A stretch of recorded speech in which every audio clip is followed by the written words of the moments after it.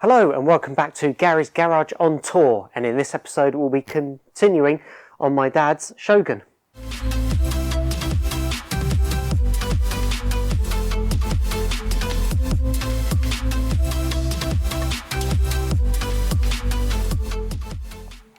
If you were watching last time, you'll have seen that we made a start on repairing my dad's old Shogun, and we had to sort out some rust on the chassis and also the exhaust, which was blowing in a couple of places.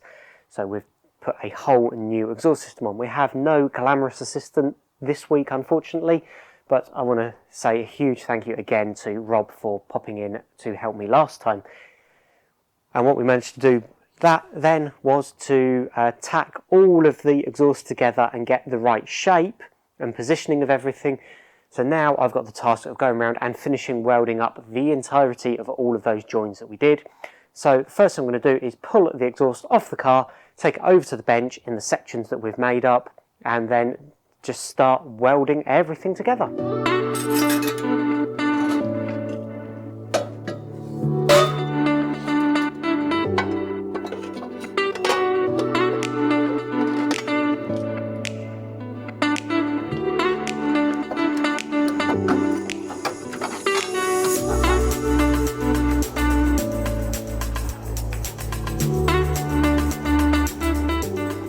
So that's the first bit all welded up. There are two joins on this either side of the curve and then the V-band at the end, and I don't think I've done too bad a job. The camera probably won't focus on it, but I'll give you a close-up later.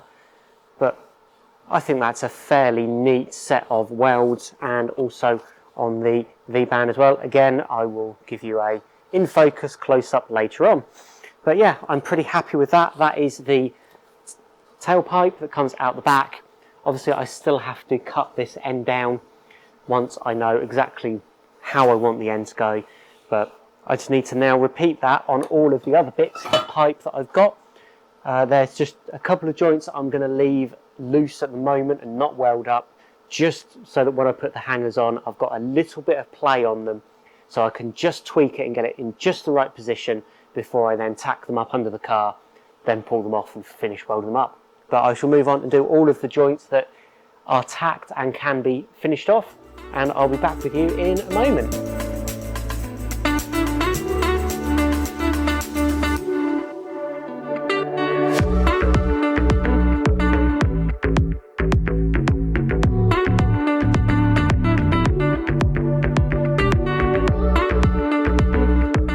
Now, all the welding that I've done up until doing this exhaust I've kind of considered as a bit meh, but I'm actually pretty happy with how this has turned out.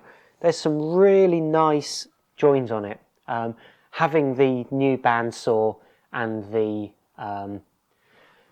belt sander and getting these cuts and edges absolutely spot on and square and level and flat means that there's just no gaps at all between the sections, and they have welded up so nicely with hardly any filler rod going into it at all. So as I said, I will give you a close-up of those in a moment. There is just a couple more bits that still need attaching, so those there are still loose so that that can be lined up and just tweaked if need be when it's on the car. And the same for this joint here at the back of the silencer. That one just there, it could do with being trimmed down just a fraction and then put into place. And I also need to sort out some hangers, because at the moment the only thing that's holding it anywhere near the car is a piece of rope, a trolley jack and a transmission jack, which obviously aren't really particularly useful when you're trying to drive down the road.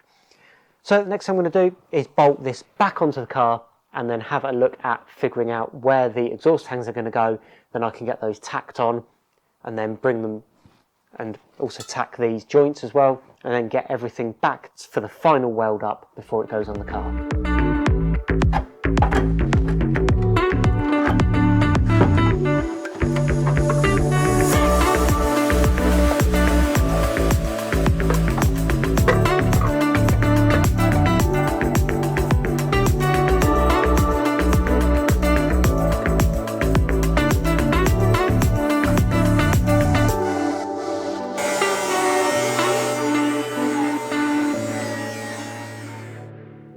So that's now the exhaust all up in place, and I've also cut off some hangers from the old bits of exhaust that I had, and I now need to just figure out where they're going to go.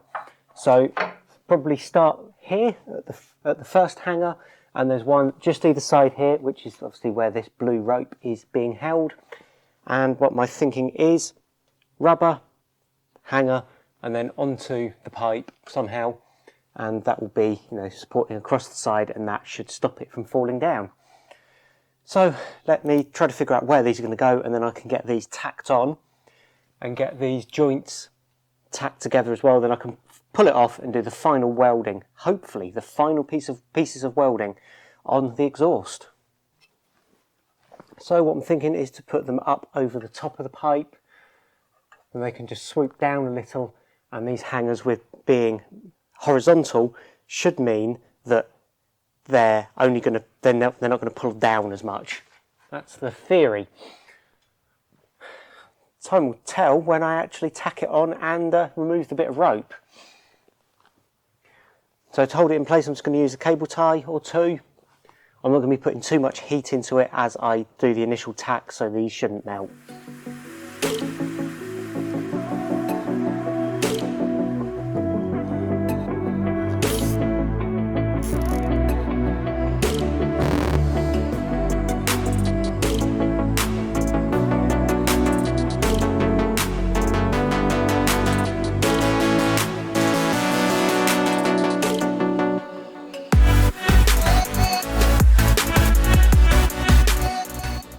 So with adding these hangers and doing this final joint round here on top of the flexi, that pretty much marks the end of the welding on the new bit of the exhaust.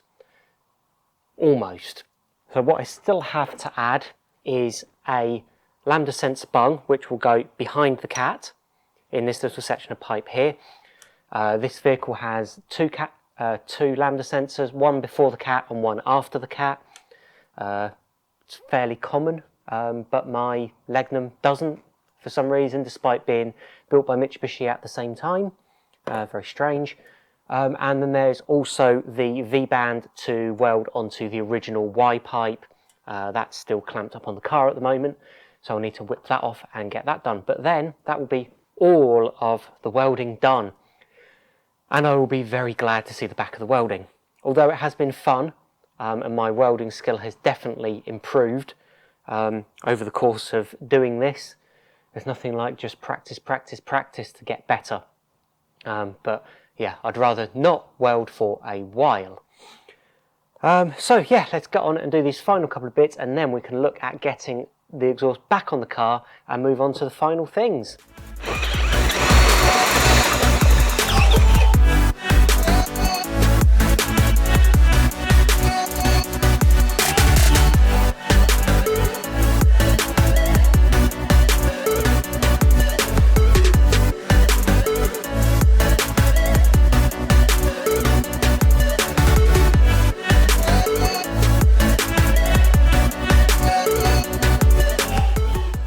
So finally comes the point where I can start putting the exhaust on properly.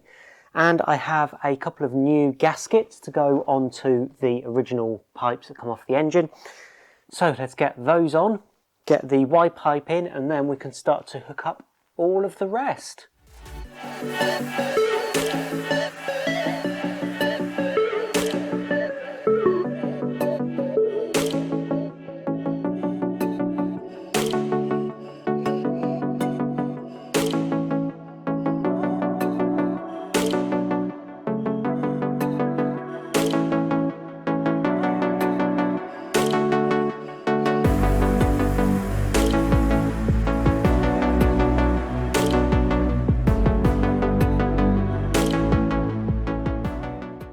So that's it, the exhaust is now fully on, supported only on its rubbers, which means it doesn't move very much at all. Hopefully it's all sealed. The oxygen sensors are both in and plugged in, and the front one is reconnected to the LPG system, liquid petroleum gas. So that uses the pre-cat narrowband sensor just for a little bit of extra information into the LPG ECU to help it with its self-tuning, I believe. but we can't quite fire it up and see what it sounds like because we have a broken fuel pipe on this side. Where I pulled it away from the chassis when doing the repairs up here, it broke and started dripping. So we've got that to do, and I've also spotted another little patch of rust, and that is right up here behind this spring on the passenger side. So what I'm going to have to do is put the car basically down on the floor to be able to jack it up and take the spring out. So let's clear all of the stuff away so that we can get the car on the ground, put some spring compressors on the spring actually first whilst it's up in the air and easier to get to, just to hold the spring to stop it from expanding as we lift the car away. Then the spring can come out and I can get into that section to show you what's up there, and we can cut out the horrible stuff and put in some fresh. I'm not quite sure how well this will come out, but if you can see the spring there, and the chassis just up here has just expanded ever so slightly, and it's actually rubbing against the spring. So what I need to do is put some spring compressors on the spring to hold it in its compressed state, then jack the car up, and that should allow me to remove the spring to be able to get into that section of chassis.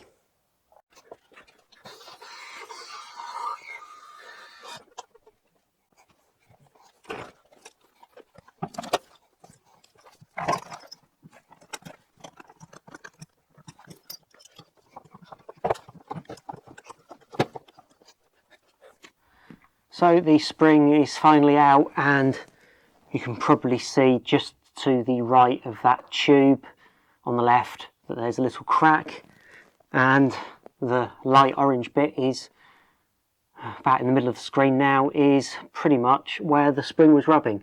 So we need to sort all of that lot out and make sure that that is a solid piece and is no longer rubbing. Okay, quick progress update, because it's difficult enough getting me in here, let alone a camera as well. But I have chopped out all of the outer skin that was rotten and blown up, and I've now got a cardboard template in there that's sitting really nice and snugly in the hole. So I just need to transpose that onto a sheet of steel, and then we can weld it in. But yeah, this has not been great for my shoulder. Leaning on the floor and reaching up and, you know, hammering and chiseling and cutting. I really don't like crawling around on the floor. So I apologise for just lots of quick shots and cuts of what looked like pretty much the same thing, but I really am tight for time. So I'm just cracking on and trying to get this done, but I now have the plate cut and that's laid in place. So the next thing to do is drag the welder over and weld that up. Okay, so that section in there is now done, and that is not touching the spring, which is great. So the next thing to do is sort out the dodgy fuel line. So the end of it is there, and the filter, and I need to take out this middle section and join it a bit further up there where it's not quite so crusty. So let me quickly get on and do that, because I really am starting to run out of time now. So it is very late. I am hours later going home than I wanted to, but I just wanted to get the car back together and at least give it a try and see if it runs, because obviously there's the fuel pipe. I want to make sure that doesn't leak, and I would really like to hear how the exhaust sound. So I've brought the car down just a little bit so I can reach in and turn the key. So let's see what happens.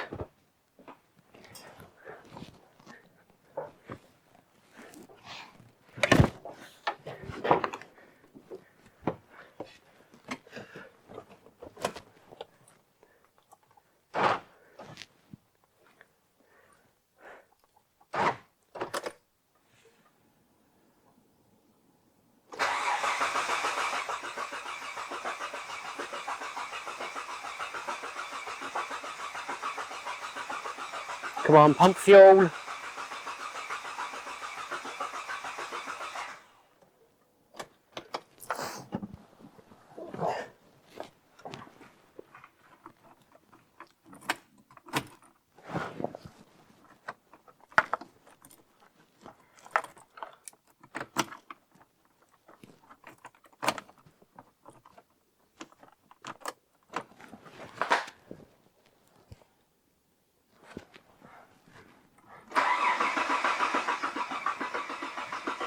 Come on.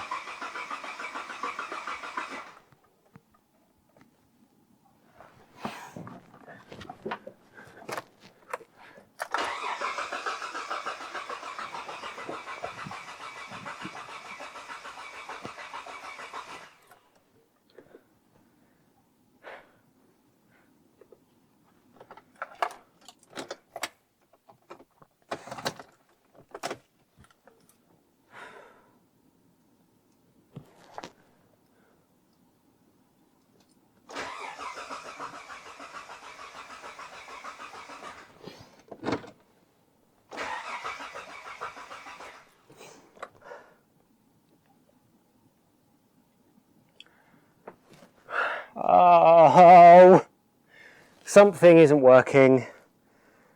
I don't know.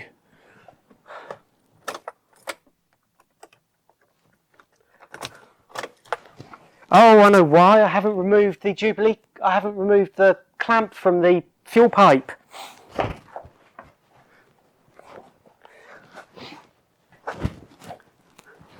That will explain it.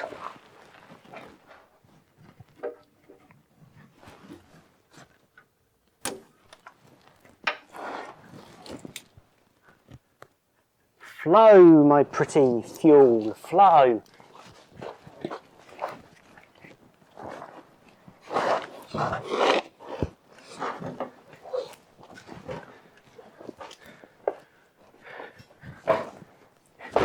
The fuel line's not going to flow any fuel with a pair of mole grips wrapped around them.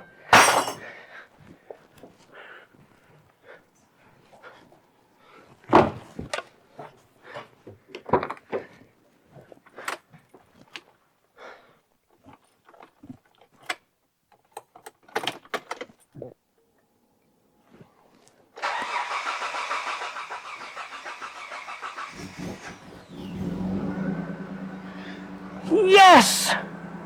It runs!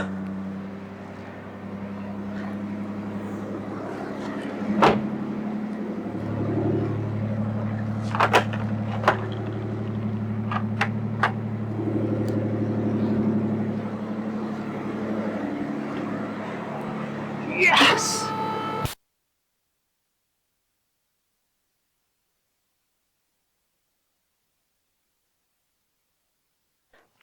So it runs, but there is a blow from the exhaust.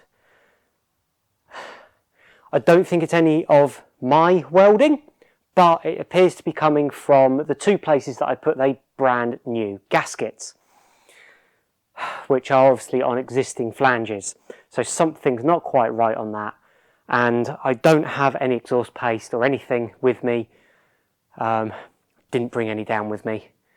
So that, unfortunately, is going to have to wait until I can next get down, or I can talk to a friendly garage, probably the one that my dad used to work for, and if that's all that's left, then I think, yeah, I'll leave it for them. Other than, of course, there's a inner CV boot on the front passenger side, and the rear brake on the driver's side is binding. So they said that they would have a look at those. I guess I'm going to have to get them to have a look at those two gaskets as well on the exhaust. But that really is all the time I have for today. So very close, but not quite there with the Shogun. So you will of course be seeing more of this in the future, but maybe next episode might be an Anglia episode if I've got all the bits for my charge cooler. Hopefully. Been waiting for those for what, a month and a half now. Still haven't arrived. So anyway, thank you for watching, and I hope you enjoyed it. If you did, like, subscribe, share, all the usuals down below. And huge thank you to my Patreons, especially Rob for coming and helping me last episode. So thank you very much for watching, and see you next time. Bye.